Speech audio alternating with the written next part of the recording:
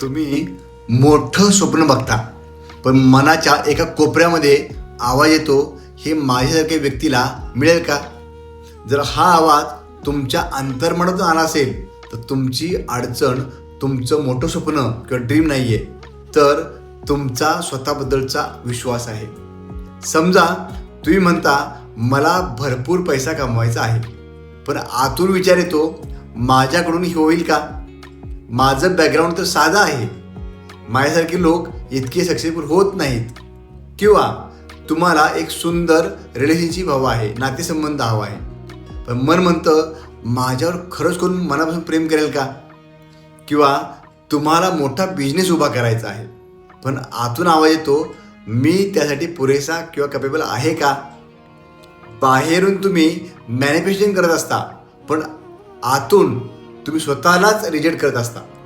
आणि इथेच खरी गोष्ट समजून घ्या. तुम्ही फक्त काय मिळवू इच्छिता यावर काम करू नका, तुम्ही ते मिळवण्यास पात्र आहात हा विश्वासही तयार करा. एक छोटं उदाहरण देतो.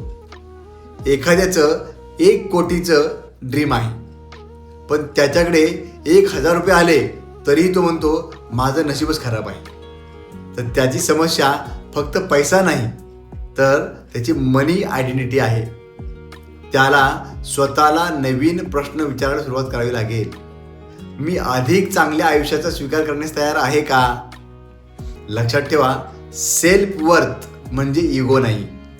सेल्फ वर्थ म्हणजे मी परफेक्ट आहे असं देखील नाही, तर मी शिकू शकतो, मी वाढू शकतो, मी चांगल्या गोष्टी स्वीकारू शकतो आणि मी माझ्या स्वप्नांसाठी काम करण्यास योग्य आहे हा विश्वास निर्माण करणं. आजपासून स्वतःशी बोलताना एक गोष्ट बदला, हे माझ्यासाठी शक्य आहे का असं विचारण्याऐवजी हे शक्य करण्यासाठी मला काय बनावं लागेल, मला काय करावं लागेल असं विचारा.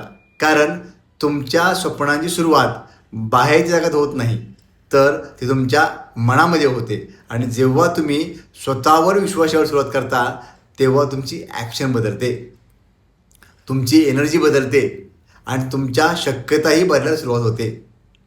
तुमचा देखील स्वतःवर विश्वास असेल तर कमेंट करा, I am worthy of my dreams.